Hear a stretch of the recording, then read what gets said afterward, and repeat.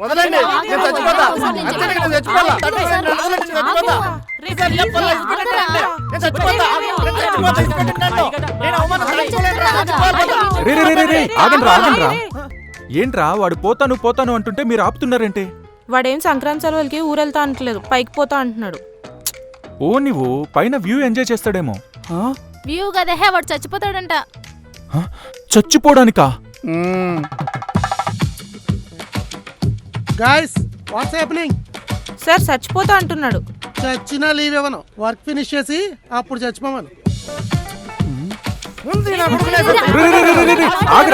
ఆగరా రే, అయినా ఇది వైఫై వైర్ రా, ఇందులో వైఫై సరిగా రాదు, ఇంకా కరెంట్ ఎక్కడి నుంచి వస్తుంది? అయినా పర్వాలేదు. ఆగరా ఓకే అయినా చచ్చిపోయేంత అవసరం ఏమొచ్చింది? ఒక అమ్మాయికి ప్రపోజ్ చేస్తే రిజెక్ట్ చేసిందంట. తన జీవితాన్ని తను కాపాడుకుంది, స్మార్ట్ గర్ల్. మావా నువ్వు ఓకే కూల్ అయినా ఒక్క అమ్మాయి రిజెక్ట్ చేస్తేనే చచ్చిపోతారా? మన ఆఫీస్లో అమ్మాయిలు లేరా ఏంటి? నేను చచ్చిపోవాలనుకుంది రిజెక్ట్ చేసినందుకు కాదురా, ఆ రిజెక్షన్ కి రీజన్ చెప్పినందుకు. ఏమని చెప్పింది? నువ్వు అందంగా లేవు, నాకు సెట్ కావు, అయినా అమ్మాయి అబ్బాయి ఫ్రేమ్ లో నించుంటే కలర్ఫుల్ గా ఉండాలంటరా. ఎవరి అమ్మాయి మన మీటర్లో ఉంది? సరే కానీ ఆ అమ్మాయి ఎవరు? ఇంకెవరు? కొత్తగా వచ్చిందే ఆ రీను.